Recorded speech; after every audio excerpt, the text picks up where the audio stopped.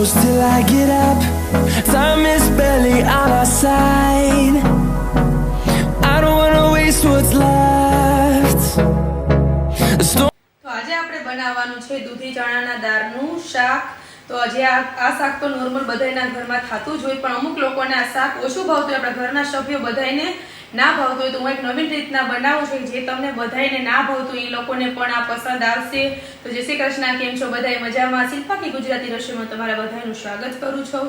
તો ચાલો મિત્રો, આપણે આ દૂધી ચણાના દાળના શાક બનાવવાની શરૂઆત કરી દઈએ. આપણે દૂધી ચણાના દાળ શાક માટે આ ચણાની દાળ છે, મેં આને કલાક જેવું થઈ ગયું છે પલાળેલી છે, કારણ કે આપણે ચણાની દાળને ચડતા વાર લાગે છે પણ આપણે દૂધીને ચડતા વાર નથી લાગતી, એટલા માટે મેં કલાક જેવું થઈ ગયું છે ચણાની દાળ પલાળી એને. અને આટલી મેં ચણાની દાળ લીધી છે અને આ મેં એટલા એક આખો નંગ મોટો દૂધીનો લીધો છે. આ 500 ગ્રામ જેટલી દૂધી છે.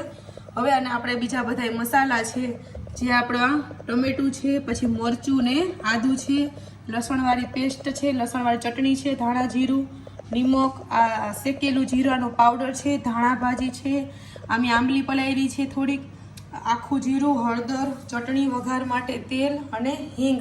તો પહેલાં આપણે આ દૂધીના ટુકડા કરવાના છે, તે આપણે ટુકડા કરી લઈએ. મેં આ પાણીમાં જ રાખી છે, નહીંતર આપણે દૂધી છે તે કાળી થઈ જાય. આપણે આ દૂધીના આવી રીતના આપણે મોટા મોટા ટુકડા કરી લઈએ. અને આપણા દૂધીમાં કોઈ મોટા બી હોય તો આપણે કાઢી શકીએ, અને આપણી કૂણી હોય તો આપણે બી કાઢવાની જરૂર નથી. તો આવી રીતના આપણે બધાય ટુકડા કરી લઈએ દૂધીમાંથી. તો આપણા દૂધીના ટુકડા થઈ ગયા છે, આવી રીતના મેં મોટા મોટા કર્યા છે. તો ચાલો પહેલાં આપણે હવે ગેસ ચાલુ કરી દઈએ. ગેસ ચાલુ કરી દીધું છે ને આપણે કુકર છે તે મૂકી દીધું છે. હવે આપણે આને વઘારનું તેલ ઉમેરીશું આમાં. તો આપણું તેલ ગરમ થાય પછી આપણે વઘાર કરીએ. તો આપણું તેલ થઈ ગયું છે. હવે આપણે આને 4-5 નંગ મીઠા લીમડાના પાન ઉમેરી દઈએ. 1 ચમચી જેટલું આપણે આમાં જીરું ઉમેરી દઈએ. અડધી ચમચી જેટલી આપણે આમાં હિંગ ઉમેરી દઈએ. હવે આપણે આ આદુ મરચું છે તે આમાં ઉમેરી દઈએ. આ ટમેટું છે તે ઉમેરી દઈએ.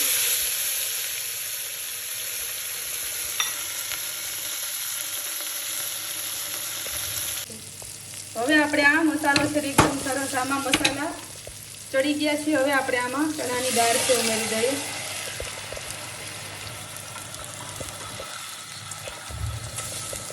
હવે આપણે ઉપરથી બધે મસાલા એડ કરી દઈએ. અડધી ચમચી જેટલી આપણે આમાં હળદર ઉમેરીશું. પછી 1 ચમચી જેટલું આપણે આ મરચું પાવડર ઉમેરીશું.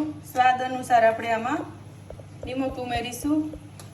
1 ચમચી જેટલું ધાણા જીરું અને શેકેલ જીરું છે તે પણ આપણે અડધી ચમચી જેટલું ઉમેરીશું. અને આંબલીનું પાણી છે તે પણ આપણે આમાં એડ કરી દઈએ. આંબલીના પાણીથી સ્વાદ એકદમ સરસ આવે છે દાળમાં. થોડીક ધાણા ભાજી. હવે આપણે આને 1 સીટી પહેલા દાળમાં કરી લેવાની છે, અને પછી આપણે આમાં દૂધીના ટુકડા ઉમેરીશું, જેથી દાળ છે તે કાચી ના રહે, એકદમ સરસ લચકા જેવી થઈ જાય. તો હવે આપણે આને 1 સીટી વગાડી લઈએ. અને આપણે અડધી ચમચી જેટલી આમાં ખાંડ ઉમેરી દઈએ. હવે આપણે આને હલાવી લઈએ અને હવે આપણે આનું કુકરનું ઢાંકણું છે તે બંધ કરી દઈએ. કુકરનું ઢાંકણું બંધ કરી અને 1 સીટી વગાડી લઈએ. તો હવે આપણે 1 સીટી થઈ ગઈ છે. હવે આપણે જોઈ લઈએ.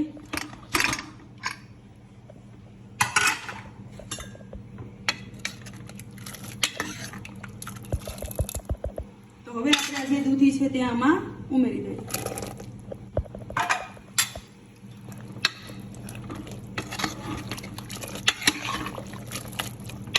આટલું પાણી છે તે આપણે આમાં આટલું જોશે એટલે. તો હવે આપણે આને પાછું ઢાંકણું બંધ કરી અને દોઢથી 2 સીટી પાછી વગાડી લઈએ, જેથી દાળ ને આપણે દૂધી છે તે બે સરસ ચડી જાય. આપણે જોઈ લઈએ આપણું શાક છે તે થઈ ગયું છે. તો તમે જોઈ શકો આપણું દૂધી ચણાના દાળનું શાક છે તે સરસ બની ગયું છે અને ચડી પણ ગયું છે. તો હવે આપણે આને એક બાઉલમાં કાઢી લઈએ. મેં થોડુંક રસાવાળું કર્યું છે, કારણ કે આમાં આપણે ભાત આરે મજા આવે જમવાની, એટલા માટે. તો હવે આપણે દૂધી ચણાના દાળનું શાક છે તે બની ગયું છે. તો જે લોકોને મારે આ દૂધી ચણાના દાળ શાકની રેસીપી પસંદ આવે તે મારી ચેનલને લાઈક કરજો, સબસ્ક્રાઈબ કરજો, શેર કરજો, બેલ આઇકન દબાવવાનું ના ભૂલતા, જેથી તમને મારી નવી રેસીપી જોવા મળે. બીજી રેસીપી સાથે મળશું. ત્યાં સુધી બધાય આવજો.